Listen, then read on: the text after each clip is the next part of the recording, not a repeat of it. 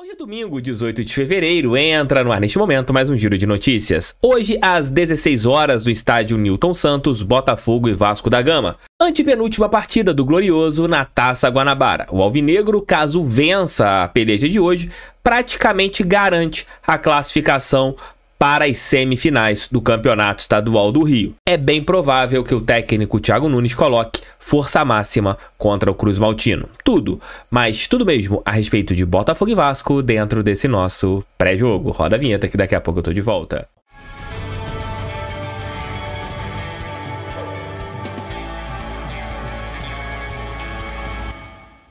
Parimatch é parceira do Botafogo, parceira do canal do TF do uma dica, hein? Se você for palpitar no Botafogo, pode se dar bem. Estão bem interessantes. Hoje você ir na Parimatch e fazer o seu palpite. Tá aqui o QR Code para você entrar, fazer seu cadastro e se dar muito bem. E claro, cada cadastro vocês ajudam demais o canal deste careca que vos fala. Link aqui no primeiro comentário ou QR Code aqui do lado.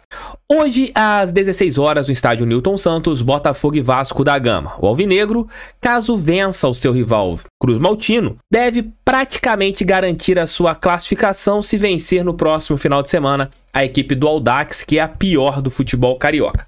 Então hoje é aquela partida de 6 pontos contra um rival que até agora não perdeu nenhum clássico. O Léo Dantas vai trazer daqui a pouco todos os detalhes em relação à equipe da Cruz de Malta. Partida em que hoje nós teremos um calor e é o grande X da questão, né? Os jogadores como vão se comportar em relação a parte mental, já que na quarta-feira nós teremos Botafogo e Aurora na altitude pela Copa Libertadores da América. O técnico Thiago Nunes, estou colocando a relação aqui do lado, levou praticamente aquilo que ele tem de melhor, fora os jogadores lesionados. Botafogo provavelmente deve ir a campo com Damian Soares, na zaga Halter, Barbosa e Hugo. Ali o meio-campo é a grande dúvida se ele vai com 3 jogadores que fazem o papel ali tanto de marcar e também de chegar à frente. Eu não uso a expressão volante, porque para mim não existe mais volante no futebol mundial. Você tem meio-campistas, ou você terá um com uma característica mais ofensiva, que é a do Eduardo, que não recompõe tanto, fazendo um papel ali de um camisa 10, você saindo do 4-1-4-1 para um 4-2-3-1, ou se você terá Danilo Barbosa com Marlon Freitas e Tietê. Esta, na minha opinião, é a grande dúvida para o meio-campo, né? Se joga o Danilo ou se joga o Eduardo. Na beirada pela direita, Savarino ou Júnior Santos. Pela esquerda, Vitor Sá ou Savarino, não sabemos. E no comando de ataque, Tiquinho Soares. Esse deve ser o Botafogo para enfrentar o Vasco da Gama. É um jogo que é um bom teste, né? Você vai ter um adversário que ainda não perdeu clássicos, é um time muito competitivo, a equipe da Cruz de Malta.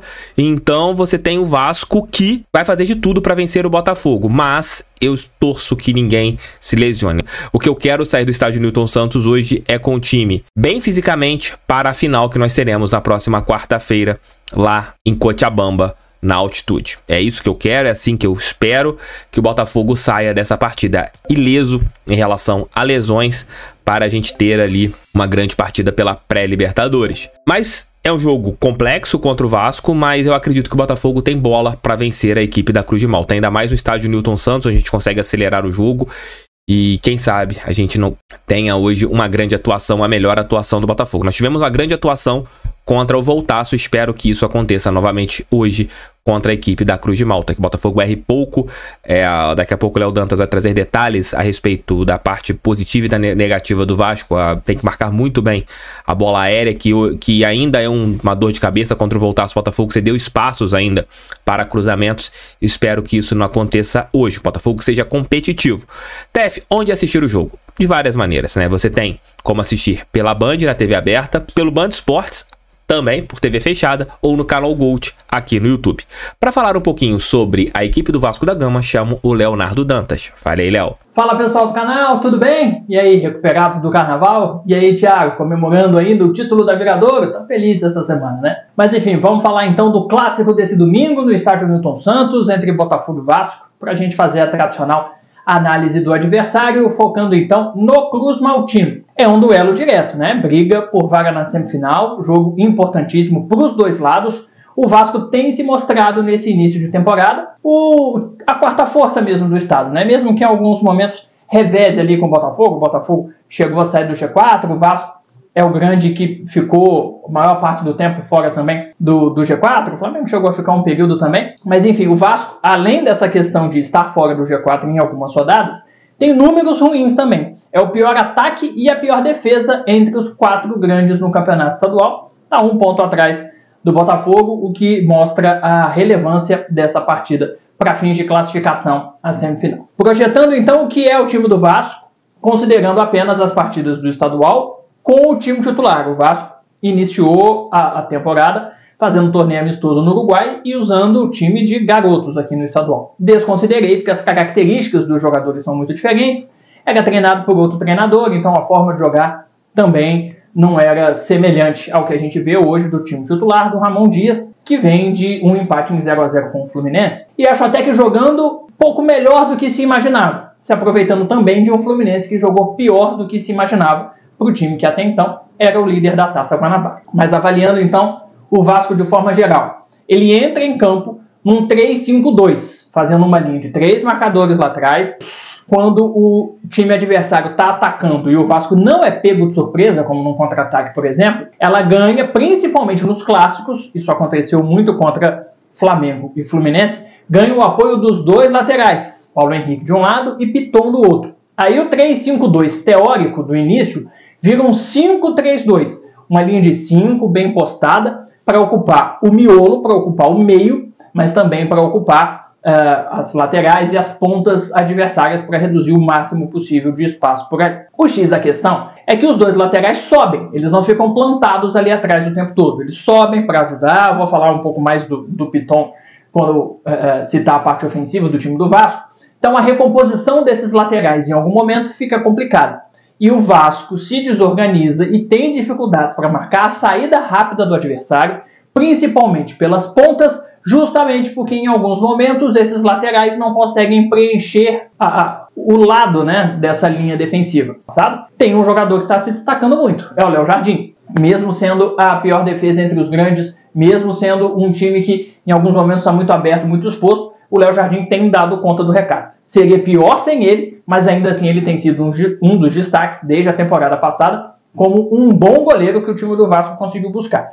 Então, mesmo que tenha muitas chances, o Botafogo precisa caprichar na finalização, porque senão vai facilitar a vida de um goleiro que vive boa fase. Pensando o Vasco no ataque, a principal arma é o lado esquerdo. Primeiro com o Piton, lateral esquerdo, que começou muito bem a temporada. É um cara que sobe muito, ele é muito vertical, ele vai em direção à linha de fundo, mas é muito completo. Ele consegue fazer uma jogada de ultrapassagem para uma tabela com algum jogador de meio campo ou de ataque, consegue ir para a linha de fundo para fazer o cruzamento, consegue ficar no meio do caminho para um drible, puxar para dentro e ele mesmo finalizar. Então é uma movimentação importante do Vasco. O Piton pelo lado esquerdo.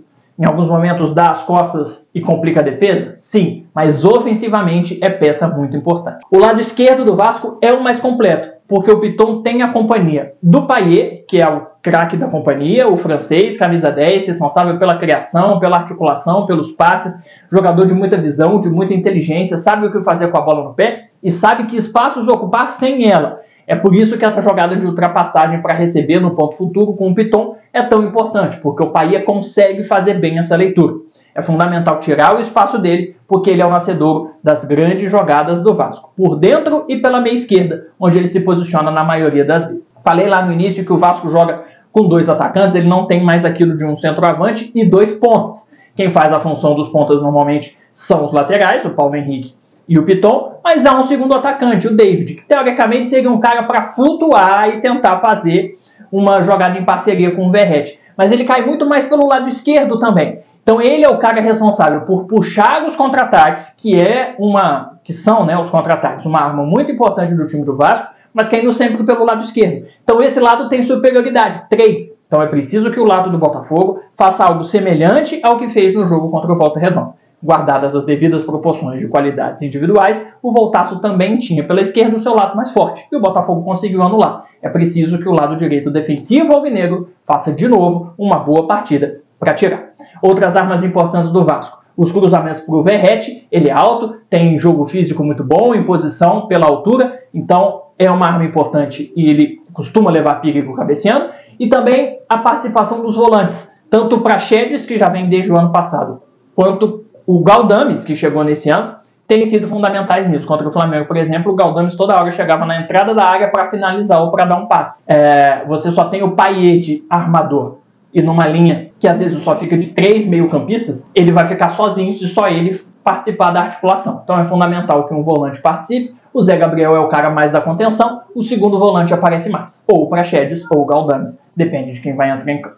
Esse é o Vasco para enfrentar o Botafogo. Abraço. Valeu, Léo. Muito obrigado por sua participação. Para contar um fato histórico, chamo o Leozão, Memória Alvinegra. Fala, pessoal. Depois daquela que para mim foi a primeira grande vitória do ano de 2024, o 3-0 contra o Volta Redonda, é hora de manter o rendimento no clássico da amizade contra o Vasco, não importa com que escalação entre em campo. Eu, Leozão, preferia que o Botafogo entrasse em campo com o time totalmente reserva. Pelo que o Botafogo divulgou dos seus jogadores selecionados para a partida, não sei se isso vai acontecer e tenho lá minhas dúvidas se isso realmente pode acontecer. Apesar do nome, nem sempre o clássico foi da amizade. Em 1928, uma partida entre as equipes foi interrompida 2 vezes e as duas por conta de invasão das 2 torcidas no campo de General Severiano, seguida por agressão ao juiz. O juiz tinha marcado um gol a favor do Botafogo, que o time do Vasco reclamou, a torcida também não gostou. Também foi marcado um gol do Vasco, que o time do Botafogo reclamou, a torcida também não gostou, então a partida foi interrompida 2 vezes e acabou sendo suspensa. Quarentinha, dono de 313 gols com a camisa do Glorioso, maior artilheiro da história do Botafogo, marcou contra o Vasco 17 vezes e ainda é o principal artilheiro do Bota no clássico. Vencer o Vasco, inclusive, foi o primeiro grande feito do Botafogo pós-fusão. Ainda pós-fusão, em 1948, o Botafogo também contra o Vasco conquistou o seu primeiro título. Esse Vasco da década de 40 era o grandioso Vasco que era imbatível no Rio de Janeiro e ganhava todos os torneios, todos os confrontos contra os times do Rio, pois em 1948 o Botafogo desbancou esse favoritismo do Vasco da Gama. Em confrontos oficiais, Botafogo e Vasco ficaram frente a frente em 317 oportunidades. Nós, Botafogo, vencemos 88 partidas, mas contra eles, o nosso negócio é de fato em decisões. Contando finais de estadual e de turno, vencemos 9 e eles apenas 4. A última final contra o Vasco foi em 2018 e o resultado você aí de casa se lembra muito bem e é com esse resultado que eu quero colocar vibe positiva pra gente conquistar a vitória. Gol de Carly no apagar das luzes, Gatito pegando 2 pênaltis e ficando chateado porque queria pegar mais um e o Botafogo campeão carioca de 2018. Aquele gol do Carly, inclusive eu coloquei no 1 minuto de gols do Carly lá no Instagram do Memória Alvinegra, vale a pena dar uma passada lá porque o vídeo ficou bem legal. Agora o que está valendo é o clássico de hoje. O passado foi glorioso nas conquistas que tivemos contra o Vasco, mas no Newton Santos, neste domingo, as equipes vão desafiar a tradição uma da outra. Que vença a maior tradição, a tradição do glorioso, que vença o Botafogo. Grande abraço para vocês. Valeu, fui. Valeu, Leozão, valeu, Léo Dantas, obrigado por suas participações, também deixem um like, inscrevam-se no canal. Hoje, vocês estão vendo, o nosso vídeo entrou mais cedo, entrou meia-noite em ponto, porque ontem eu não fiz Noite Alvinegra, então resolvi antecipar para meia-noite o nosso pré-jogo, porque o jogo vai ser um pouco mais cedo, então você tem ali mais tempo para assistir esse conteúdo. Mas comentem aqui, palpite para hoje, Botafogo e Vasco da Gama. Tamo juntos. Volto às 18 horas lá do Newton com a nossa live pós-jogo. Valeu, gente. Fiquem com Deus. O canal do TF feito para todo torcedor que ama a estrela solitária de General Severiano. Valeu e fui. Tamo juntos.